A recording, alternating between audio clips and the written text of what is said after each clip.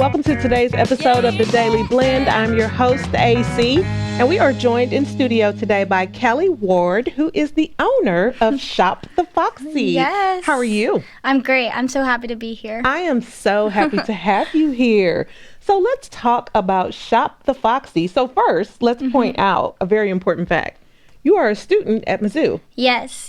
Very busy lifestyle, for sure. I would imagine so. What year are you? I'm a senior here. Okay, you're a senior at Mizzou and also a business owner. Yes. Quite unique. Yeah. Quite unique. So tell me how that came about. Yeah, so I always knew from an early age that I wanted to be a boutique owner because my grandmother was always my biggest fashion inspiration, and she owned a boutique in her early 30s called the Red Fox. So that's kind of how they thought of the name Shop the Foxy. I just wanted to be something that was very personal to me and kind of shared my story with my grandmother. So junior year of college, me and my dad and my mom decided, let's just go for it. So I launched my website online April 1st of 2025, and now we're about 6 months in, and I already have an in-person storefront because of the Mizzou Griggs Innovator Program. So it's been the most amazing experience ever, and I really don't see my life taking me anywhere else. That's an amazing story. So I do find, though, that for people who grow up with entrepreneurs in their family, like in their upline, it seems to be a more normal thing for them. Yes, like, it was that? Yes, I totally see that. My parents were never like, let's look back at this. Maybe let's not do it. They're like, okay, let's research. How can we make this work? How can we make your boutique even bigger than that? And like my grandpa was also an entrepreneur. He was like, how can we make this go to the national level and go to every college campus and be ambassadors? So having those people like in my background and as a support system has been the most help ever, because it's just been such a good support system, obviously, because starting a business in college is not easy at all. No, it's not. And where are you from? I'm from Phoenix, Arizona, so I'm also very far. So a lot of these decisions are made on my own, but I always am a phone call away from home. So they have been super helpful, but obviously being far away and a little bit alone in this has been a little scary, but that's why the Mizzou Griggs Innovator Program, the Glutique, and all the other stores in it have been so helpful because there's not that many student entrepreneurs, so being in that like mentorship has been super helpful to me too. So how do you end up in Missouri from Arizona? I know, that's like the first question everyone asks. But I would say mostly it was a family school. I always wanted to get kind of out of my bubble in Phoenix, even though I'll probably go back in my bubble next year. But I just wanted something for myself that was different from everyone else. And Mizzou just like really made my dreams come true, honestly. So that's really awesome. Yeah. That's awesome. So tell me what it has been like being in that whole entrepreneur program at Mizzou. Yeah, it's been like the most rewarding experience ever. We meet twice a month and we talk about our highs and lows of the business, which is obviously something I can't do with like my friends because they're just taking classes and they're so supportive, but having that mentorship and that background, even though maybe we don't all have the same businesses or business plans, having those people to like lean on and rely on has been super helpful.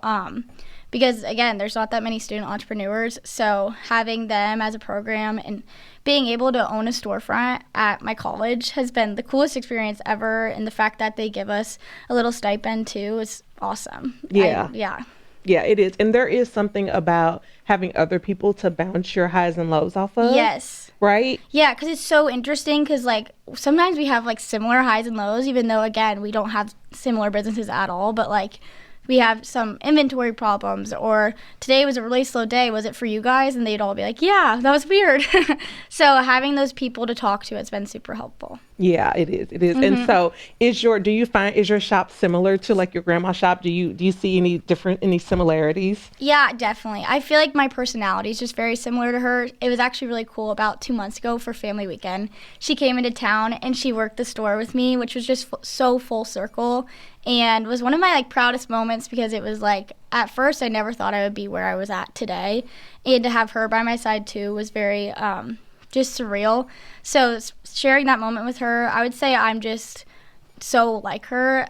So it's like a mini me. That's fun. I'm sure that was really fun. And I'm sure it was very fun for her. Oh, yeah, she loved it. She made so many sales. I was like, Grammy, can you just come here all the time and work for me? Well, yeah, she's an OG. She knows exactly what to do to make those sales. She knows exactly what to do. She does. Yeah. Okay, so tell me, what is your top selling item? Do you have like a top seller? I would say any game day dress, like a tiger print skirt or any dress that we put out and like specifically target for game day, like sells out within the hour because we always drop it on Wednesday and the store opens at 11 and there's always a rush around lunchtime. So it's just like sells out within the hour, especially if we have a big game coming up that weekend.